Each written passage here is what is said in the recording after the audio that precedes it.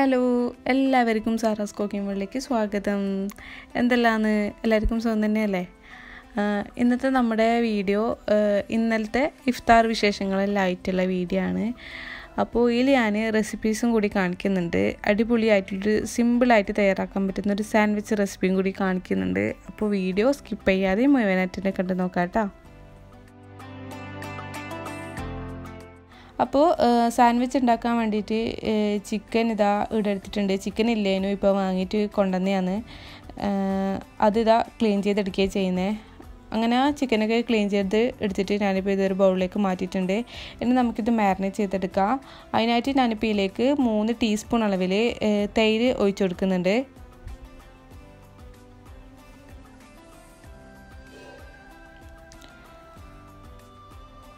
ഇനി ഇതിലേക്ക് 1 ടീസ്പൂൺ അളവിൽ ഗരം മസാല പൊടിയും 1 ടീസ്പൂൺ അളവിൽ വെളുത്തുള്ളി പേസ്റ്റില്ലേ അതും കൂടി ചേർത്ത് കൊടുക്കുക. എന്നിട്ട് ആവശ്യത്തിന് ഉപ്പും കൂടി ചേർത്തിട്ട് ഇത് നന്നായിട്ട് തന്നെ മിക്സ് ആക്കി എടുക്കുക.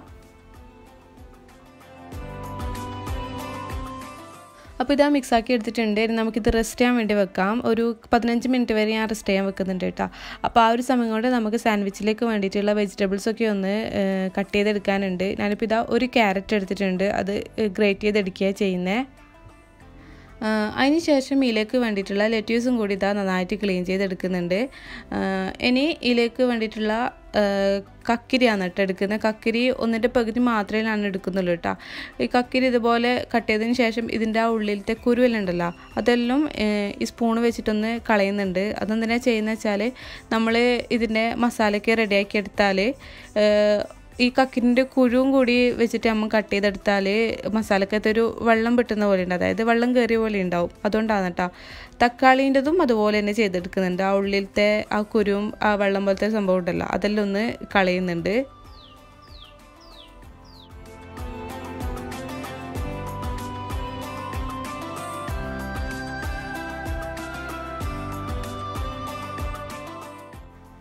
ഇനി ഇത് ചെറുതായിട്ടൊന്ന് കട്ട് ചെയ്തെടുക്കാം.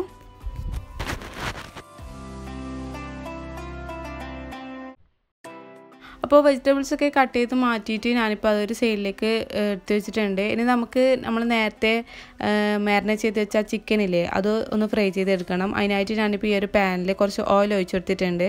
ഓയിൽ നന്നായിട്ട് ചൂടായി വന്നാൽ ഓരോ ചിക്കൻ ഇട്ടിട്ട് നമുക്കിത് ഫ്രൈ ചെയ്തെടുക്കാം.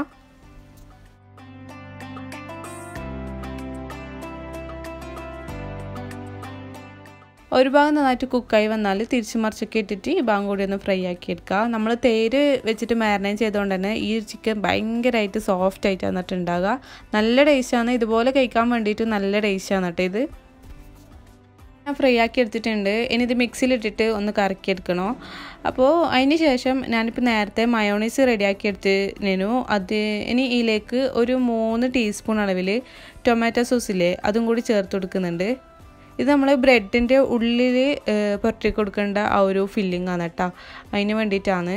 അപ്പോൾ ഇത് നന്നായിട്ട് തന്നെ മിക്സ് ആക്കി എടുത്തിട്ട് നമുക്കിതൊരു സൈഡിലേക്ക് മാറ്റി വെക്കാം. നമ്മൾ നേരത്തെ കട്ട് ചെയ്ത് വെച്ചിട്ടുള്ള ആ വെജിറ്റബിൾസൊക്കെ ഞാനിപ്പോൾ ഒരു ബൗളിലേക്ക് മാറ്റിയിട്ടുണ്ട്.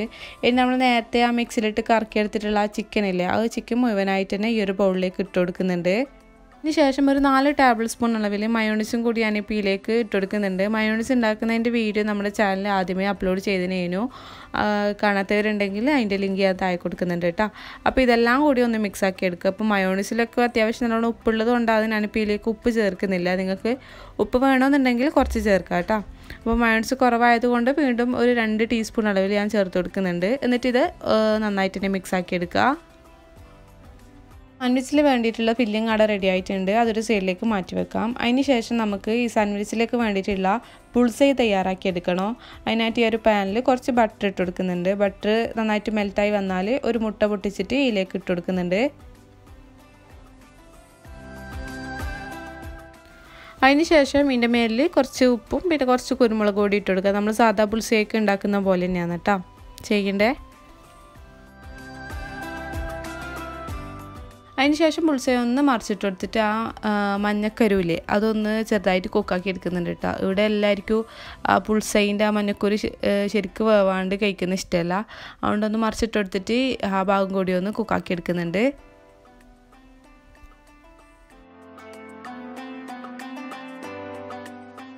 അപ്പോൾ ബുൾസൈ ഇവിടെ റെഡി ആയിട്ടുണ്ട്. നമുക്കിത് ഒരു സൈഡിലേക്ക് മാറ്റി വെക്കാം. നമുക്കിനി ഉണ്ടാക്കാൻ വേണ്ടി തുടങ്ങാം. അതിനായിട്ട് ഞാനിപ്പോൾ ഇതാ ഒരു ബ്രെഡ് എടുത്തിട്ടുണ്ട്. ഈ ബ്രെഡിൻ്റെ ആ ബ്രൗൺ കളർ ഭാഗമൊക്കെ ഞാൻ കട്ട് ചെയ്ത് മാറ്റിയിട്ടുണ്ട് കേട്ടോ. എനിക്കിവിടെ ചെറിയ ബ്രെഡാണ് കിട്ടിയിട്ടില്ലേ. നിങ്ങൾക്ക് വലിയ ബ്രെഡൊക്കെ കിട്ടുന്നതാണെങ്കിൽ സാൻഡ്വിച്ചൊക്കെ ഉണ്ടാക്കാൻ വേണ്ടിയിട്ട് അതാണ് കേട്ടോ നല്ല. അതിന് ശേഷം നമ്മൾ നേരത്തെ റെഡിയാക്കിയിട്ടുള്ള ആ മയോണൈസിലെ ആ ടൊമാറ്റോ സോസൊക്കെ ഒഴിച്ചിട്ടുണ്ടാക്കിയ മയോണൈസ്, അത് അതിൽ നിന്ന് ഒരു 2-3 ടീസ്പൂൺ എടുത്തിട്ട് ഇതിലേക്കൊന്ന് സ്പ്രെഡായി കൊടുക്കുന്നുണ്ട്. അതിന് ശേഷം നമ്മൾ നേരത്തെ റെഡിയാക്കിയിട്ടുള്ള ആ ഫില്ലിങ്ങും കൂടി ഇതിലേക്ക് വെച്ച് കൊടുക്കുക.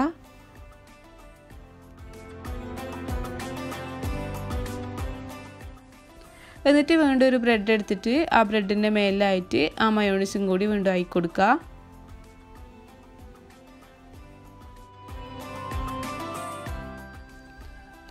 എന്നിട്ട് ഈ ബ്രെഡ് ഇതിൻ്റെ മേലായിട്ട് വെച്ച് കൊടുത്തിട്ട് ചെറുതായിട്ടൊന്ന് പ്രസ്സായി കൊടുക്കുക.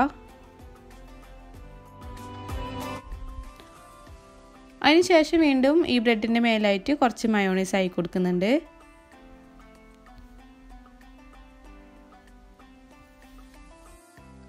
എന്നിട്ട് ഇതിലേക്ക് ആ ലെറ്റ്യൂസ് ഇല്ലേ, ആ ലെറ്റ്യൂസും കൂടി വെച്ചെടുക്കുന്നുണ്ട്. ലെറ്റ്യൂസ് നിങ്ങളുടെ കയ്യിലില്ലെങ്കിൽ ക്യാബേജ് ആയിട്ട് വെച്ചെടുത്താൽ മതി കേട്ടോ.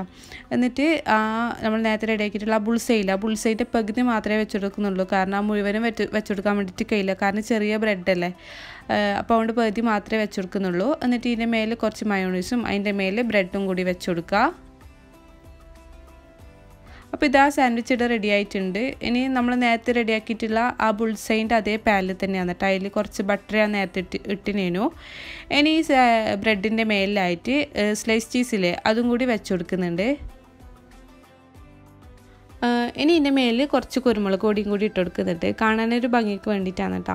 ഇനി ഇത് ഒരു 2-3 മിനിറ്റ് വരെ ചെറിയ തീയിൽ വെച്ചിട്ട് നമുക്കിത് ഈ ചീസ് ഒന്ന് മെൽട്ടാകുന്നത് വരെ മാത്രം ഒന്ന് കുക്കാക്കി എടുക്കാം കേട്ടോ. ഹൈ ഫ്ലെയിമിൽ വെക്കരുത്, ഇതിൻ്റെ അടിഭാഗം പെട്ടെന്ന് തന്നെ കരിഞ്ഞു പോകും. അപ്പോൾ നമ്മുടെ സാൻഡ്വിച്ച് ഇതാ ഇവിടെ റെഡി ആയിട്ടുണ്ട്. കത്തി വെച്ചിട്ട് ഞാനിത് ഒന്ന് കട്ട് ചെയ്ത് മാറ്റുന്നുണ്ട്. അപ്പോൾ സിമ്പിളായിട്ട് തയ്യാറാക്കാൻ പറ്റുന്ന ഒരു സാൻഡ്വിച്ച് റെസിപ്പിയാണ് കേട്ടോ. അടിപൊളി തന്നെയാണ് കേട്ടോ. അപ്പോൾ എല്ലാവരും ഒന്ന് ട്രൈ ചെയ്ത് നോക്കുക. ആ മുട്ട, ആ ബുൾസയും പിന്നെ അതുപോലെ തന്നെ ചിക്കനും ആ ഉള്ളിലാക്കിയിട്ടുള്ള ആ മയോണൈസ് ഉണ്ടല്ലോ, ആ കച്ചപ്പെല്ലാം ചേർത്തിട്ടുള്ള അതൊക്കെ ചേർത്തിട്ട് എല്ലാം ഒന്നിച്ച് വരുമ്പം തന്നെ നല്ല അടിപൊളി ടേസ്റ്റ് തന്നെയാണ്. അപ്പോൾ അതിന് ശേഷം ഇതാ നോമ്പ് കുറിക്കാനുള്ള ടൈം ആയിട്ടുണ്ട്. അപ്പോൾ എല്ലാം ഇവിടെ എടുത്ത് വയ്ക്കുക ചെയ്യുന്നത്.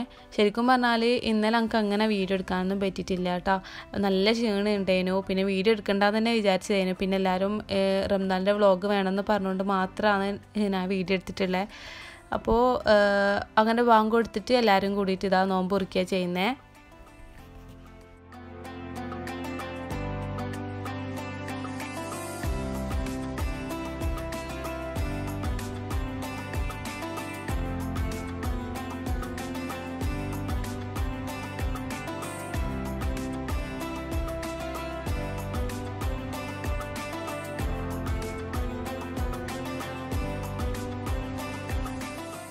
അങ്ങനെ എല്ലാം കഴിഞ്ഞ് നിസ്കാരക്ക് കഴിഞ്ഞ് വന്നപ്പോൾ ഇതാ ഉമ്മ ഇടുന്ന് കക്കുറുട്ടിക്ക് വേണ്ടിയിട്ടുള്ള കറിയൊക്കെ റെഡിയാക്കിയിട്ട് കക്കുറുട്ടി ഒന്ന് മസാലയിലൊന്ന് മിക്സാക്കി എടുക്കാൻ വേണ്ടി പോയെന്ന്, അതും കൂടി ഒന്ന് വീഡിയോ എടുക്കാമെന്ന് വിചാരിച്ച്.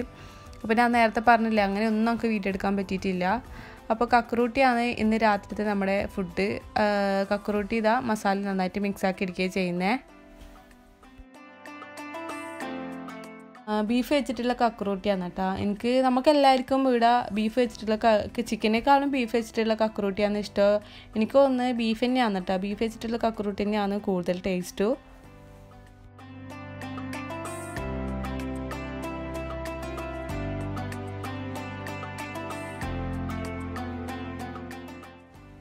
അങ്ങനെ എല്ലാം കഴിഞ്ഞ് ത്രാവിക്ക് കഴിഞ്ഞ് വന്നിട്ട് എല്ലാവരും ഇതാ ഫുഡ് കഴിക്കാൻ വേണ്ടിയിട്ട് പോയെന്ന്. അപ്പോൾ ഇതൊക്കെയാണ് നമ്മുടെ ഇന്നലത്തെ ഇഫ്താർ വിശേഷങ്ങൾ. അപ്പോൾ എന്നും പറയുന്നത് പോലെ തന്നെ വീഡിയോ ലൈക്ക് ചെയ്യാനും ഷെയർ ചെയ്യാനും മറക്കരുത്. അതുപോലെ തന്നെ നമ്മുടെ ചാനൽ ഇതുവരെ സബ്സ്ക്രൈബ് ചെയ്യാത്തവർ ആരെങ്കിലും ഉണ്ടെങ്കിൽ പ്ലീസ് ഒന്ന് സബ്സ്ക്രൈബ് ചെയ്തിട്ട് സപ്പോർട്ട് ചെയ്യണേ. എന്നെ അടുത്ത നല്ല റെസിപ്പി ആയിട്ടോ മറ്റെന്തെങ്കിലും വീഡിയോ ആയിട്ട് കാണാം. താങ്ക്